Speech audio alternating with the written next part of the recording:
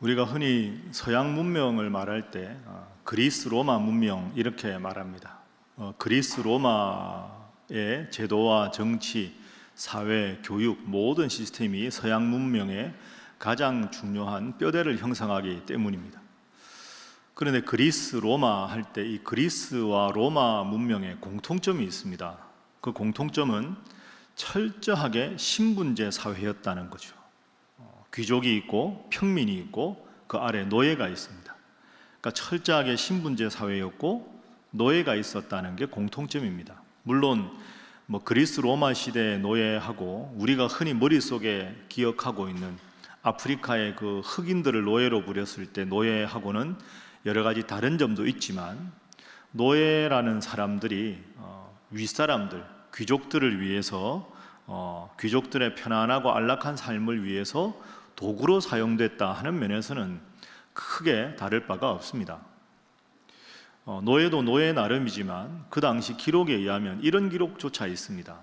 한 노예가 이렇게 그 연회를 베푸는 주인과 주인의 친구들을 위해서 음료를 담아서 잔을 가지고 가다가 실수로 발이 미끄러져서 그 음료를 담은 잔 하나가 땅에 떨어져서 깨졌습니다. 그걸 보고 주인인 귀족이 화가 나가지고 그 노예를 그 연못에, 칠성장어들이 사는 연못에 집어 던져서 거기서 그 노예를 잔 하나 깨뜨렸다고 칠성장어의 밥이 되게 했다, 이런 기록도 있습니다. 또 다른 기록에는 어떤 여주인이 자기 밑에 하녀 역할을 하는 여자 노예가 마음에 안 들었다고 해서 그를 채찍질을 가하게 합니다.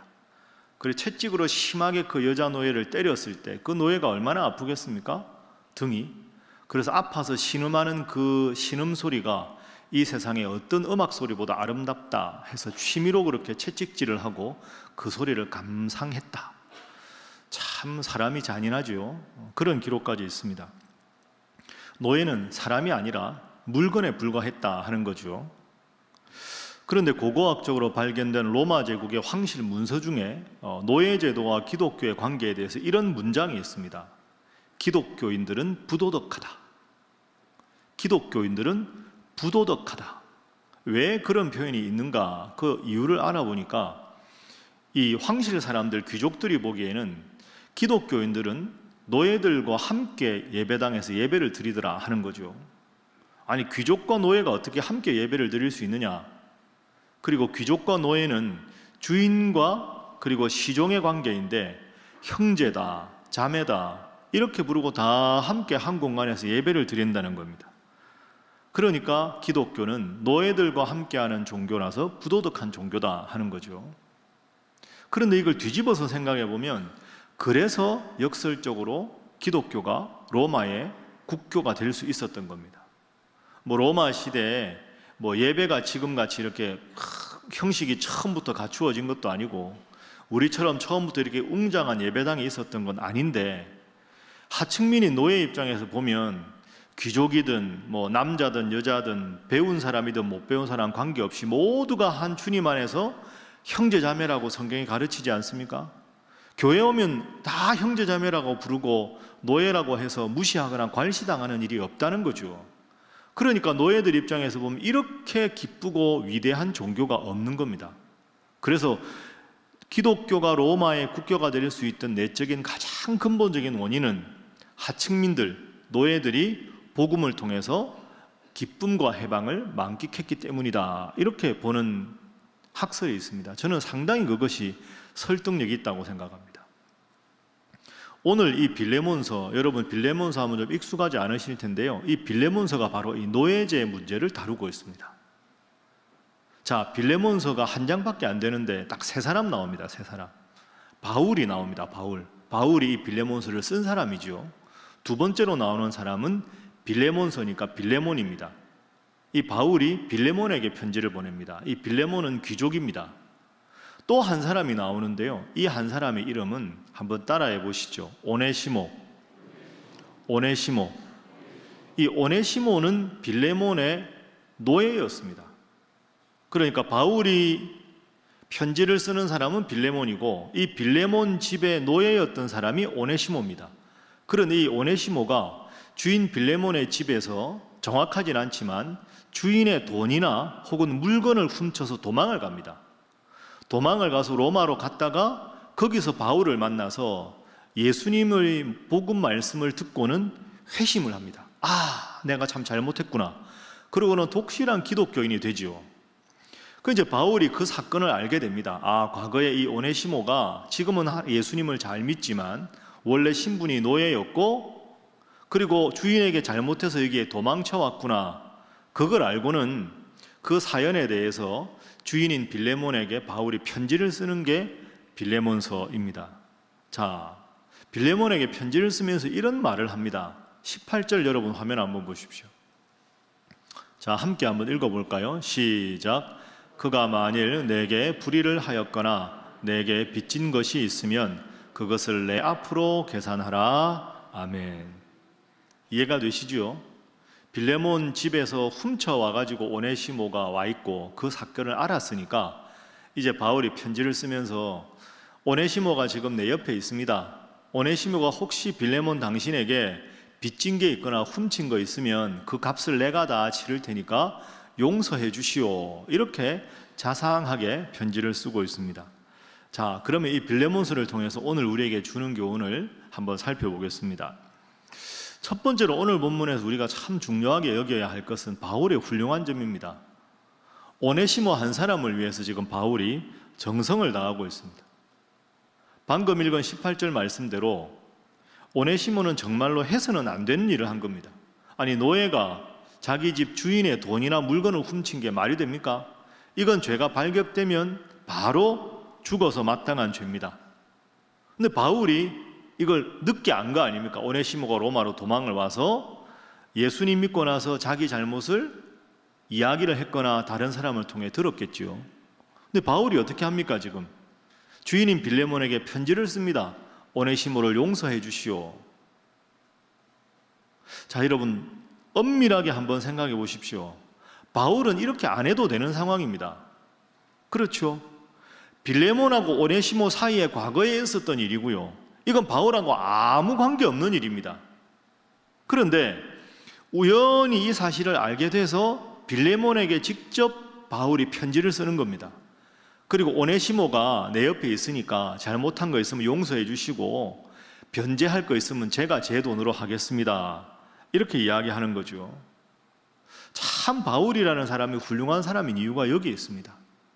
보통 사람 같으면 이건 너하고 주인하고 관계된 문제니까 알아서 해결해라. 나하고는 아무 관계없다. 이래도 되는 문제인데 적극적으로 자기가 오네시모 한 사람을 위해서 최선을 다합니다. 더군다나 지금 바울이 어디 있는 상태입니까? 감옥에 갇혀 있습니다. 그래서 빌레몬을 옥중서신이라고 합니다. 감옥에 갇혀 있다가 간수가 부르면 언제 나가 죽을지 모르는 상황입니다. 우리말에 내 코가 석자라는 말이 있죠. 자기가 지금 언제 죽을지 모르는 상황에서 자기가 하지도 않았고 자기와 아무 관계없는 빌레몬과 오네시모 관계에 대해서 최선을 다하고 있는 겁니다. 그러니까 편지를 쓰는 거죠. 자, 편지 내용을 한번 볼까요? 자, 여러분 10절 한번 보십시오. 10절. 자, 함께 읽어봅니다. 시작. 갇힌 중에서 낳은 아들 오네시모를 위하여 내게 간구하노라. 아멘. 갇힌 중에서 낳은 아들. 지금 바울이 감옥에 갇혀 있다 하는 거죠. 그러면서 오네시모를 전도해서 내 아들이다 하는 겁니다. 실제로 오네시모가 바울 아들이라는 게 아닙니다. 바울은 결혼하지 않았습니다. 그런데 내가 영적으로 구원을 받게 했으니 내 영적으로 아들입니다. 이렇게 소개를 하는 겁니다. 바울이 누굽니까? 최고의 사도가 오네시모는 제 아들과 같습니다. 12절도 보십시오. 내게 그를 돌려보내노니 빌레몬 당신에게 이 오네시모 당신의 노예를 돌려보내겠습니다. 그는 내 뭐다? 신복이다. 이 신복이다라는 말은 정확하게 번역하면 내 심장과도 같은 사람이다, 이런 뜻입니다. 그러니까 여러분, 오네시모에 대해서 내 아들이다. 몸에서 제일 중요한 게 심장 아닙니까? 내 심장과 같은 사람이 바로 오네시모다, 이렇게 소개합니다. 여러분 뭘 느끼십니까? 사실은 오네시모가 육체적으로 바울의 아들이라도 숨기고 싶은 아들 아닙니까? 신분도 노예고 주인의 것을 도둑질했고, 그러면 남들이 저 사람 당신하고 관계 있는 사람 아니요 해도 아유 나하고 아무 관계 없습니다 저 사람은, 이렇게 숨기고 싶은 아들인데, 그 위대한 사도 바울이 이 오네시모, 주인의 것을 도적질해서 노예 신분인 이 사람이 바로 내 아들입니다, 내 심장과도 같은 사람이다, 당당하게 자라가면서 주인인 빌레몬에게 편지를 보내고 있습니다. 여러분이 오네시모라고 한번 가정해 보십시오. 야, 눈물 나지 않겠습니까? 그 위대한 사도 바울이 자기 주인에게 자기 잘못에 대해서 편지를 쓰면서 내 아들입니다, 내 심장과도 같습니다, 자기가 뭐라고, 자기가 뭐가 그렇게 대단하다고 주인에게 친히 스스로 언제 죽을지 모르는 사도 바울이 편지를 쓰고 있습니다. 제가 오네시모였다면 이 편지를 받고 주인인 빌레몬이 나를 용서하느냐 안 하느냐는 두 번째 문제입니다. 첫 번째는 눈물 났을 것 같습니다. 사도 바울에게. 와, 이 위대한 사도 바울이 나처럼 부족한 사람을 위해서 이렇게까지 정성을 다하는구나, 내가 뭐라고 야, 참 사도 바울 선생님 정말로 감사합니다. 눈물이 왈칵 쏟아졌을 것 같습니다. 여러분, 이게 교회입니다. 이게 교인들 간의 아름다운 교제입니다. 성도가 이래야 되지 않겠습니까? 서로의 약한 부분을 덮어주고 상대방의 일을 내 일로 스스로 여기고 정성을 다하고 최선을 다하는 모습, 이게 교회가 회복돼야 될 아름다운 교제가 아니겠습니까? 한 기자가 교회에 대해서 이런 글을 썼습니다. 교회를 하나 두 가지로 비유를 한번 해본 거죠. 찜질방하고 노래방입니다. 찜질방 교회, 노래방 교회. 한번 따라해 보시죠. 찜질방 교회, 노래방 교회. 딱 들었을 때 어디가 더 마음에 드십니까? 어디가 더 마음에? 자, 지금 들어보십시오. 대부분의 교회는 노래방 같다는 거죠. 노래방 같은 교회. 이거 좀 부정적인 의미입니다. 이 기자가 썼을 때는. 노래방에 뭐 코로나 때문에 요즘에 가본 적이 아마 여러분도 기억이 가물가물하실 텐데요. 노래방 가면 번호가 있지 않습니까? 그럼 그 번호에 갑니다. 그 번호가 있는 방에 들어가서 실컷 노래 부르고 옵니다. 옆방은 신경 안 씁니다. 저 맞은편 방에 누가 있는지, 뭐 가다가 옆방 사람 인사할 일도 없고요. 자기 방에 들어가서 자기 노래 실컷 부르고 나오면 되는 겁니다. 그 노래방 안에 지금 몇 명이 있는지, 옆방에서 무슨 노래 부르는지 아무런 신경도 서로가 서로에게 쓰지 않습니다. 이게 요즘 우리 교회 같다는 거죠. 대부분의 교회. 청소년부 예배실 들어가서 예배 드리고 끝나고 나가고, 작년 예배 들어와서 예배 끝나고 나가고, 옆에 누가 앉았는지, 저 성도에게 무슨 일이 있는지 아무 관심도 없고 그냥 내 방에 들어갔다가 나왔던 것처럼 자기 부서 예배 내가 할 일만 하고 아무런 교제가 없다. 이게 노래방 같은 교회라는 뜻입니다. 근데 찜질방 같은 교회는 다르다 하는 거죠. 찜질방, 가물가물하시죠. 찜질방 가보면 몇 가지 특징이 있습니다. 웬만한 찜질방은 딱 들어가면 중간에 큰 거실 같은 공간이 있죠. 전부 수건 하나 들고 뭐 식혜 들고 거기 다 모입니다. 그죠? 간단하게 씻고 나서 전부 있습니다. 거기 보면 아기도 있고요, 할아버지도 있고, 할머니도 있고, 뭐 젊은 커플도 있고, 청소년도 있고, 전부 모입니다. 모르는 사람들끼리 다 함께 모여 있는 공간이 있습니다. 그리고 또 이 노래방의 찜질방은 재밌는 게 유니폼이 똑같습니다. 그죠? 하나도 뭐 저 사람이 뭐 하던 사람인지, 신분이 높은지 낮은지 똑같은 옷을 입고 전부 그냥 같이 있습니다. 아무런 차이나 차별이 없다는 거죠. 세 번째는요, 재밌는 일이 있는데, 넓은 거실 같은 찜질방 중앙에 이렇게 있는데 어느 집 아기가 막 이렇게 막 다니고 이러면요, 전부 자기 집 아기처럼 쳐다봅니다. 그리고 뭐 아기랑 할아버지랑 같이 와서 이야기하는 옆에 귀를 쫑긋하고 봅니다. 남과 내가 별로 간격이 없습니다. 그냥 아기 보면 저 집에 참 예쁘다, 너 이름 뭐냐, 너 귀엽다, 뭐 간식이라도 가져오면 옆에 같이 드시죠. 거기는 남과 나의 경계가 불분명합니다. 똑같은 옷을 입고 똑같은 공간에서 편안하게 지내는 곳이 찜질방이다. 교회는 찜질방 같아야 된다 하는 것이 이 기자의 논점입니다. 물론 교회 규모에 따라서 그렇게 하기 힘들죠. 그러나 이 기자가 이렇게 말을 한 근본적인 의도는 여러분 참 동의가 되지 않습니까? 교회가 너무 삭막해서는 안 된다는 거죠. 서로 인사도 하고 식사도 하고 경조사도 서로 챙기고 힘든 일이 있으면 아유 집사님 이런 일이 있으시다면서요, 저도 기도하겠습니다. 규모에 관계없이 서로가 서로를 배려하고 남의 아픔을 내 아픔으로, 다른 성도의 기쁨을 내 기쁨으로 여기는 그런 태도가 필요하다 하는 겁니다. 여러분, 오네시모에게는 바울이 있었습니다. 오네시모는 노예였지만 바울이 자기를 향해 정성을 다하는 걸 보고 정말 감사하고 기뻐했습니다. 우리 교회도 오네시모를 향한 이런 바울의 마음을 가진 이런 성도가 많아져야 하지 않겠습니까? 그래야 지금처럼 또 힘들고 지칠 때 서로에게 위로가 되고 기쁨이 되고 감사가 되고 그렇게 되지 않겠습니까? 우리 교회가, 그리고 여러분 한 분 한 분이 이런 오네시모와 바울의 관계처럼 따뜻한 관계, 협력하는 관계, 기도하는 관계가 될 수 있기를 주님 이름으로 축복합니다. 자, 우리 옆에 분들과 인사 한번 하겠습니다. 웃으면서 인사하지요. 우리는 주님 안에 한 가족입니다. 자, 한 번 더 하겠습니다. 웃으면서 합니다. 주님 안에서 사랑합니다 하겠습니다. 자, 그러면 이제 한 가지 더 한번 살펴보겠습니다. 그러면 이제 이 바울이 오네시모와 관계가 그렇게 좋았는데 빌레몬에게 편지를 쓰는 근본적인 중요한 이유가 하나 있습니다. 왜 굳이 편지까지 썼을까? 그 편지 쓰는 이유에 대해서 지금부터 한번 살펴보죠. 자, 빌레몬을 향해서 바울이 부탁하는 게 있는데요, 그것은 아주 중요한 겁니다. 이제는 오네시모를 노예가 아니라 사랑받는 형제로 대해 주시오. 이 부탁을 하려고 이 빌레몬서를 씁니다. 자, 한번 구체적으로 살펴보지요. 8절 한번 화면으로 보십시오. 바울이 이렇게 말합니다. 이러므로 내가 그리스도 안에서 아주 담대하게 내가 누굴까요? 빌레몬이죠.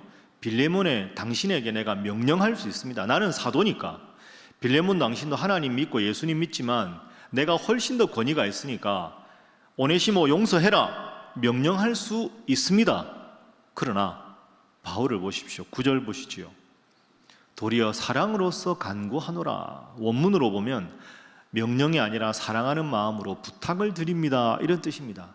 나이가 많은 저 바울이 갇힌 자 되어 있는 오네시모를 위해서 부탁을 드립니다. 명령이 아니라 부탁이라는 거죠. 자, 14절도 보십시오. 오네시모 용서를 해주면 좋겠는데 다만 빌레몬 당신이 주인이니까 당신의 승낙이 없이는 내가 내 임의대로 하지 않겠습니다. 그래서 내가 시켜서 억지로 오네시모를 용서하고 형제로 대하지 말고 빌레몬 당신의 자의로 이 일을 꼭 해주십시오. 자, 마지막 16절. 자, 이게 핵심입니다. 함께 읽어보죠. 시작. 이후로는 종과 같이 대하지 아니하고 종 이상으로 곧 사랑받는 형제로 둘지라. 내게 특별히 그러하거든 하물며 육신과 주 안에서 상관된 내게랴. 아멘. 부탁의 핵심이 뭡니까? 오네시모를 노예가 아니라 자유롭게 풀어주십시오. 그리고 이제 형제로 대해 주십시오.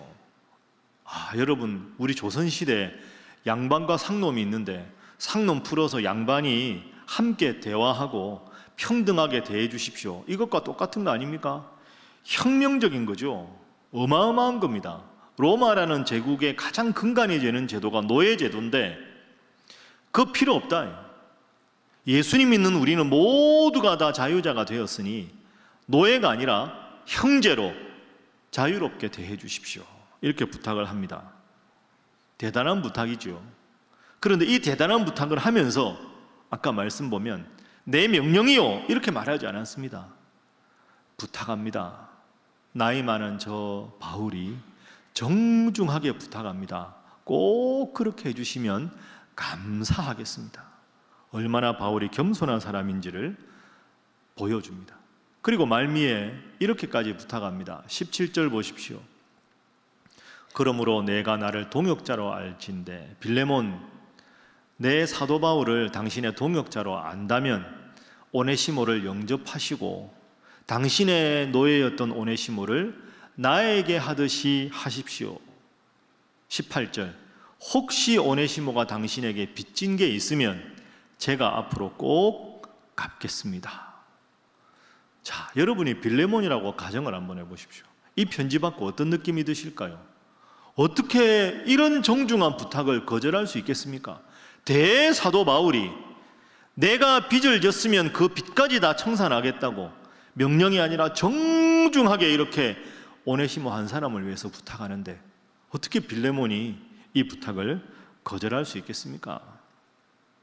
여러분, 이게 예수 믿는 사람이 할 일입니다. 여러분 지금 이 말씀을 들으면서 여러분 마음을 한번 가만히 돌아보십시오. 혹시 여러분 지금 누군가 미워하는 사람이 있습니까? 다 용서해도 그 사람 용서 못한다. 그거 잘못된 겁니다.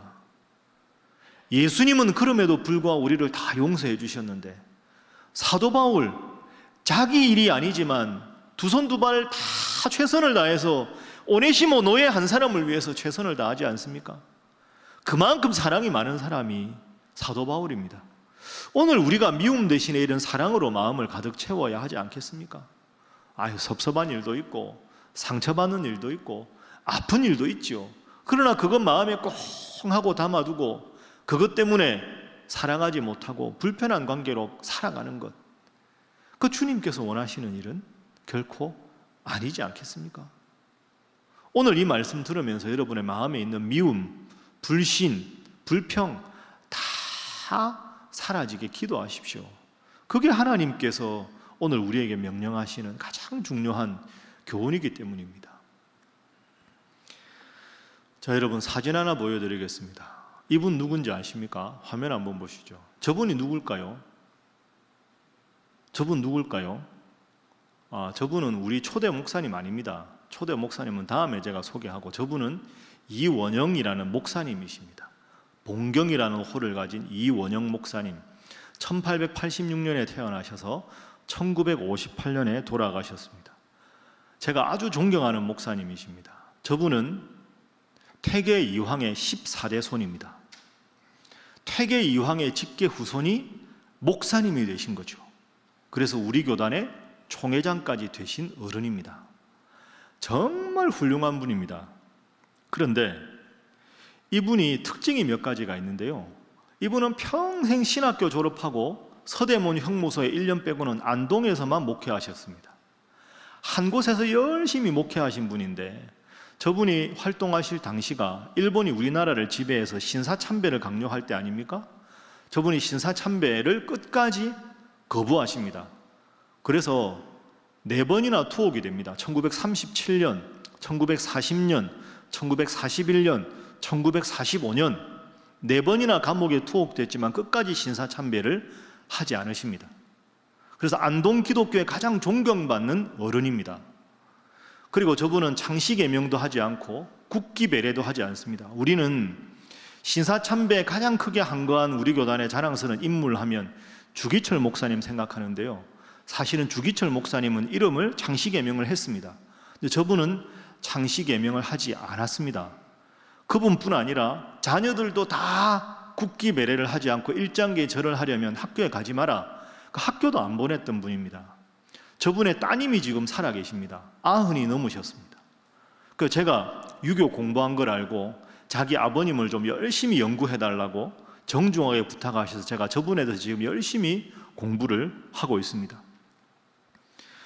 그러니까 저분이 얼마나 훌륭한 분이냐 하면 너무 겸손하게 목회를 너무너무 잘하시니까 우리 교단에서 교단이 어려울 때 저분을 총회장으로 모시고 싶은데 한사코 안 하신다고 하는 거죠. 그래서 이분이 총회장이 될 때가 1954년인데요. 우리 교단 총회를 경북 안동으로 내려가서 합니다. 왜? 저런 어르신이 없는데 저분이 총회장을 하셔야 총회가 화합이 될 텐데 한사코 안 하신다고 하니까 총회를 아예 저 안동, 그 당시에 1950년대 안동이 얼마나 교통이 어렵습니까?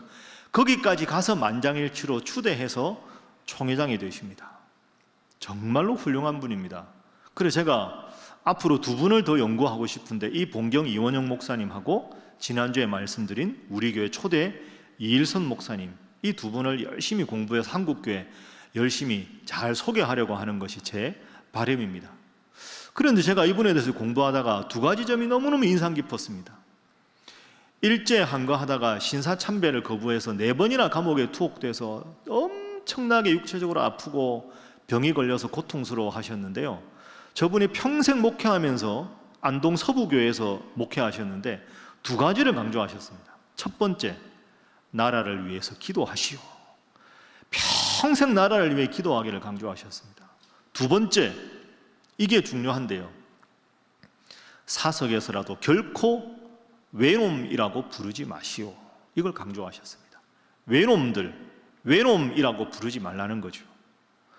여러분, 본인은 일본의 그 모진 아픔과 투옥 때문에 죽을 고비를 4번이나 넘기셨는데 외놈이라고 사석에서라도 하면 정색을 하고 외놈이라 부르지 마시오, 일본 사람이라 부르시오, 항상 그 자리에서 고쳐주셨습니다. 여러분, 이게 작은 게 아닙니다.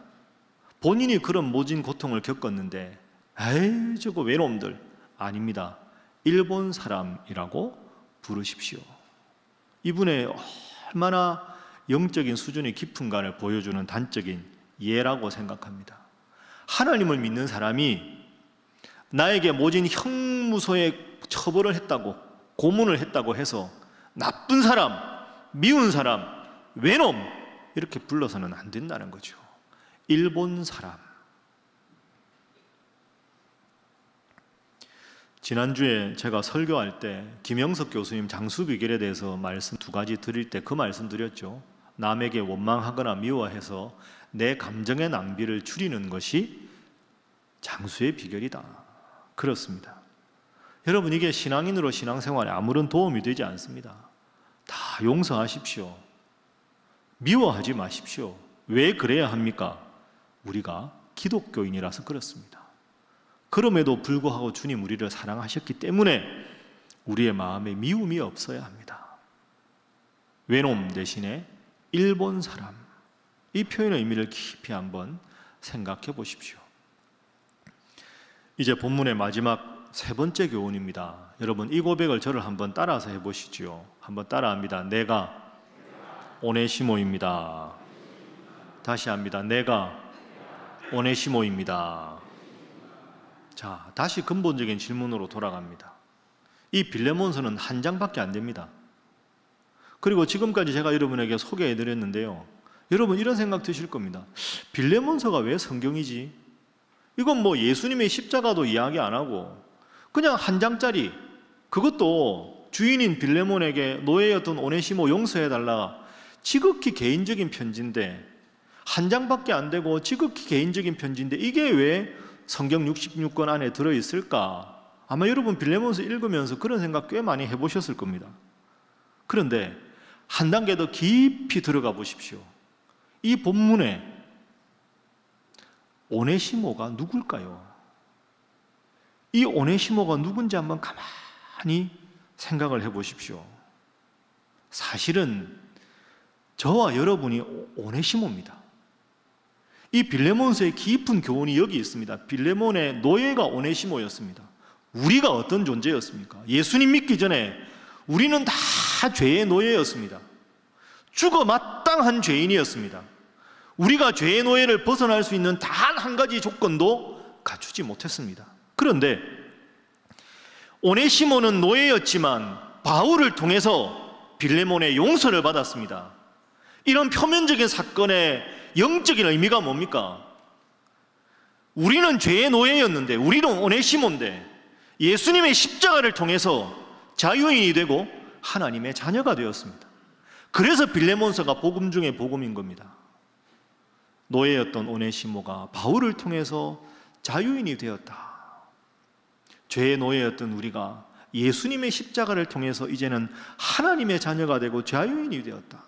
이 위대한 복음을, 이 작은 사건을 통해서 아주 깊이 있게 드러내는 것이 빌레몬서이기 때문입니다.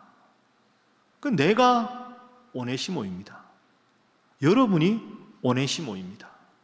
그렇게 읽어야 이 빌레몬서가 은혜가 되는 거죠. 그러면서 더 적극적으로는 오늘 본문은 우리에게 이런 요구를 합니다. 너도 누군가에게, 오네시모에게 바울이 해주었던 것처럼 해주어라. 이게 본문의 적극적인 요구입니다. 나에게 아무런 관계가 없는 일인데, 빌레몬과 오네시모 관계 일인데 자기 일인 것처럼 최선을 다해서 빚을 제가 갚아드리겠습니다. 부탁합니다. 제발 오네시모를 용서해 주십시오.